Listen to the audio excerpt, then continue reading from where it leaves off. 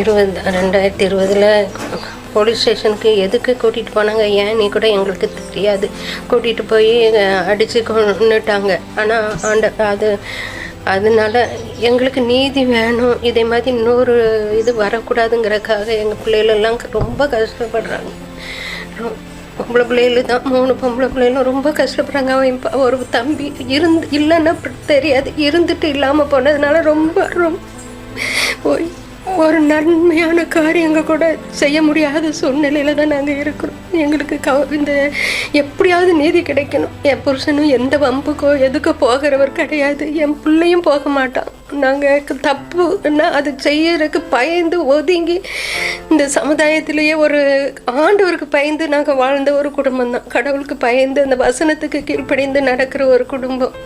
ஆனால் ஏன் எதுக்கு நடந்ததுன்னு எங்களுக்கு தெரியாமல் இப்படி ஒரு பெரிய சூழ்நிலை வந்துச்சு. ஆனால் நிச்சயமாக நாங்கள் கடவுளுக்கு பிறகு நீதிமன்றத்தை முழுமையாக நம்பி இருக்கிறோம். இந்த வருஷத்தில் எப்படியாவது என் பிள்ளைங்களுக்கு அதில் ஒரு நல்ல ஒரு தீர்ப்பு வரும்னு விசுவாசிக்கும், அது கிடைக்கணும். அதுக்காக தான் நாங்கள் பிள்ளைகள்லாம் போராடுறாங்க. அவங்க ஃப்ரெண்டுங்க நிறைய அந்த ஊரில் உள்ள நிறைய பேர் அதுக்காக போராடுறாங்க. அவங்க என்ன சொல்கிறதுன்னு எனக்கு தெரியல. பிள்ளைய நாங்கள் இழந்துட்டு அந்த என்ன தப்பு பண்ணுனா கூட தெரியாத நிலைமையில தான் நான் ஒவ்வொரு நிமிஷமும் எதுக்குப்பா இது நடந்துச்சு, ஏன் நடந்துச்சுன்னு தெரியலையேன்னு தான் வேதனையோடு நாங்கள் எதிர்பார்த்துட்ருக்கோம். ஒரு நல்ல தீர்ப்பு வரணும் இந்த உலகத்துக்கு. அவைய 2 பேரும் எந்த தப்பும் பண்ணலைங்கிறது நிரூபிக்கப்படணும். அதுதான் எங்களுக்கு வேணும். இனிமேல் இதே மாதிரி ஒரு இது நடக்கக்கூடாது. அதை தான் நாங்கள் இந்த கவர்மெண்ட்கிட்டையும் கேட்குறோம், இந்த கோர்ட்டுக்கிட்டையும் நாங்கள் அதை தான் கேட்குறோம். கடந்த 2020ஆம் ஆண்டு ஜூன் மாதம் 22ஆம் தேதி 23ஆம் தேதி இதே சாத்தாங்குளம் போலீஸாரால் படுகொலை விசாரணைங்கிற பேரில் கூட்டு கொண்டு போயிட்டு எந்த குற்றமும் செய்யாத எங்கள் அப்பாவையும் என் தம்பியும் கடுமையாக தாக்கி படுகொலை செய்யப்பட்டாங்க. படுகொலை செய்யப்பட்டு 5 ஆண்டுகள் இந்த வருஷத்தோட 2025 ஆயிடுச்சு. 5 வருஷம் முடியுது. ஆனால் எங்களுக்கான நீதி இன்னுமே நாங்கள் பெற்றுக்கொள்ளலை. பார்த்திங்கன்னா இதுவரை 52 சாட்சிங்க விசாரணை முடிஞ்சிடுச்சு. இப்போ 53ஆவது சாட்சியாக சிபிஐ ஆஃபீஸர் விசாரணைக்கு வந்துட்டுருக்காங்க.